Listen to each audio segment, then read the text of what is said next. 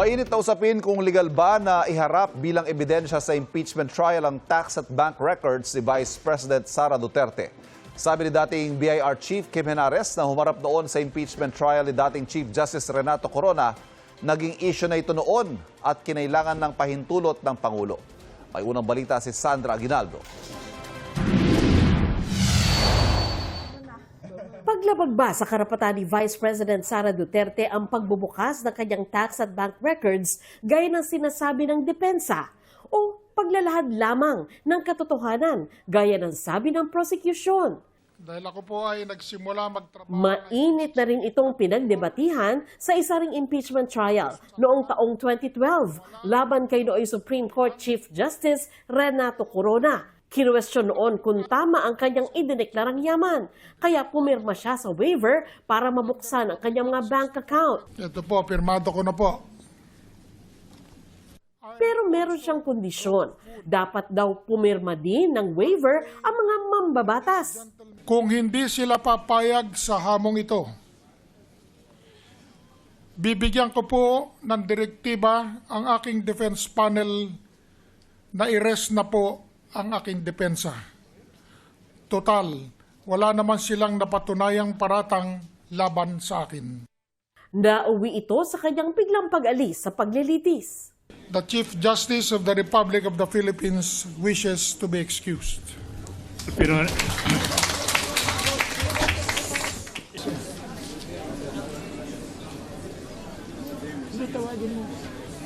Counsel for the defense, will you kindly yes, Your Honor, advise your client to return to the witness stand? I respect him as a Chief Justice, but this court must be respected. Quiet. At ang kanyang tax records na ungkat pa rin noon. Paliwanag din ay Bureau of Internal Revenue o BIR Chief Kim Henares na tumestigo sa trial.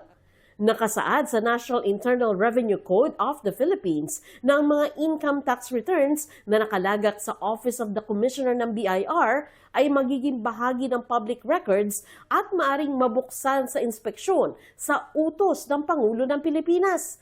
Noong mga panahon na yon, pinayagan ni Pangulong Noynoy Aquino ang pagre-release ng tax records ni Corona. Ako yung sinupina ng Senado na mag-testify at dalhin ho yung mga income tax return ni Justice Corona, the wife, the children, and the son-in-law.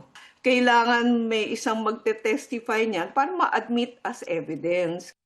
Ngayon, tax records naman ni Vice President Sara Duterte ng kanyang mister at kanila mga negosyo ang gustong maungkat sa kanyang impeachment trial. Bagay na tinutulan ng defense team ng bise dahil labag nila sa batas at labag sa karapatan ng bise sa due process. Let's look at the tax code. Section 270 of which criminalizes disclosure of taxpayers' information. Meron po bang exception sa batas na ito? Meron po, but it is limited. Kasama po bang impeachment? Hindi po. Ayon sa ilang abogado, tulad noon, nasa kamay din ng Pangulo kung magagamit itong ebidensya. So magsusupina ho siya kay Commissioner ng BIR. Ngayon, ang Commissioner ng BIR, susulatan niya ngayon ang Presidente na meron ho ako natanggap na supina. Pahingi ho ng authority nyo na pwede kong i-release. Kasi kung hindi nyo ako bibigyan ng authorization, hindi ko pwedeng i-release. Gayunman, pinag-iisipan pa ng prosecution kung kailangan pa ba talagang gambalain ang Pangulo. Legal strategy po yan. Hanggat maaari, siyempre ayaw naman natin na guluhin pa ang ating executive. Sabi naman ng Malacanang, wala pang request kay Pangulong Bongbong Marcos para sa isang authorization. Sa ngayon, wala pa rin po. Wala pa rin pong ibinibigay na anumang request. Bukod sa tax records, pinapasabi na rin ng prosecution ang bank records at reports ng Anti-Money Laundering Council na mga confidential din. Hindi po tayo takot sa dokumento. Ang gusto lang po natin yung naaayon sa batas. Wala po tayong kinakatakot sa mga dokumento. It's really that, when we're trying to obtain evidence, procure evidence, it always has to be within the limits of the Constitution, the laws, and the rules. Sa Lunes ito inaasang dedesisyonan ng senator judges. Ayon sa tagapagsalita ng impeachment court, sakaling magbotohan ang mga senator judges kung ipapasabina ang financial records ng bise, simple majority lang ng mga dumalo ang kailangan. 21 senador ang nakadadalo sa trial ngayon, kaya 11 boto ang kailangan. Sinusundan kasi ng korte yung previous rin na nangyari sa corona trial. Nag-issue ng subpoena ang korte kay Commissioner Kim Henares. I'm sure itong fact na to will be brought up as well by the senator judges or the parties pagdating sa Lunes. Kung ipasabina nga ng impeachment court ang financial records ni Duterte, maaari bang dumulog ang bise sa Supreme Court para pigilan ito? Karapatan po nila yan.